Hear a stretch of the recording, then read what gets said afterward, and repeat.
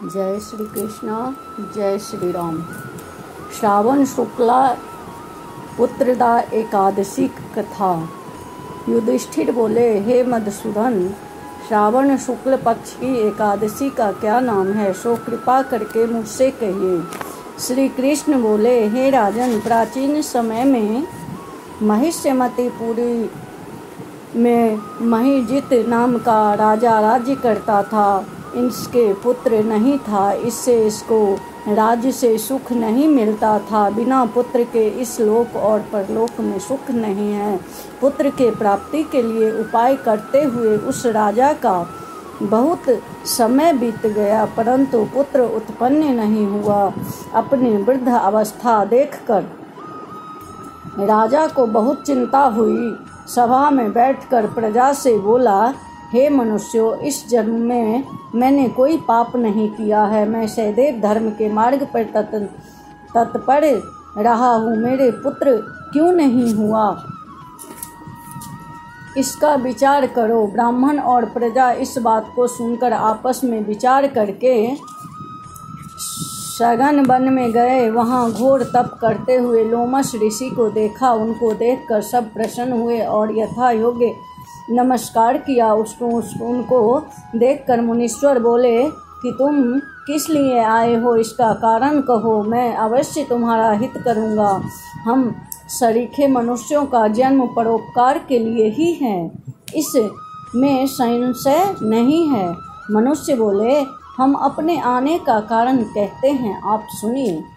हम संदेह निवारण करने को आपके पास आए हैं। महिजित नाम का राजा पुत्रहीन है। हे ब्राह्मण, हम उनकी प्रजा हैं। उनको बिना पुत्र को देखकर उनके दुख से हम दुखी हैं, सो दृढ़ विचार करके हम तप करने को यहाँ आए हैं। हे द्विजोत्तम, उनके भाग्य से ही हमको आपका दर्शन हो गया। बड़ों के दर्शन से ही मनुष्य का कार्य सिद्ध हो जाता है। हे मुने, ऐसा उपदेश दीजिए जिससे राजा के पुत्र हो।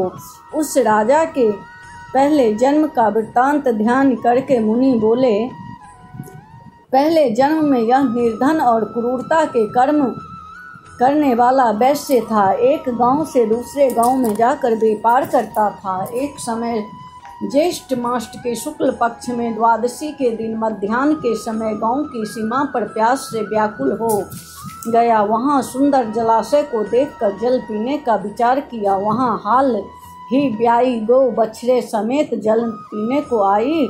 उस वैश्य ने जल पीती हुई गौ को हटाकर जल पिया। उसी पाप से राजा पुत्र हीन हुआ है। वे मनुष्य बोले, हे मुनि, पुराणों में सुना जाता है कि पुण्य के प्रभाव से पाप दूर हो जाता है। इसीलिए पुण्य के उपदेश दीजिए जिससे पाप का नाश हो और आपकी कृपा से इनके पुत्र हो। लोमश ऋषि बोले, श्रावण के शुक्ल पक्ष में पुत्रदा नाम की एकादशी प्रसिद्ध है। उसका व्रत विधि पूर्वक करो, रात्रि में जागरण करो, उसका निर्मल पुण्य राजा को दे दो।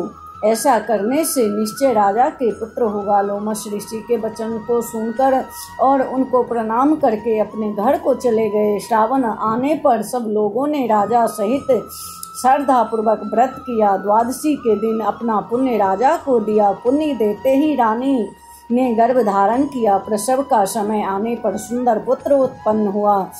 हे नृपश्रेष्ठ, इस प्रकार यह पुत्रदा नाम की एकादशी प्रसिद्ध है। इस लोक और परलोक का सुख चाहने वाले को इसका व्रत करना चाहिए। यहाँ पुत्र का सुख पाकर अंत में स्वर्ग जाते हैं। बोलिए जय श्री कृष्ण, जय श्री राम, जय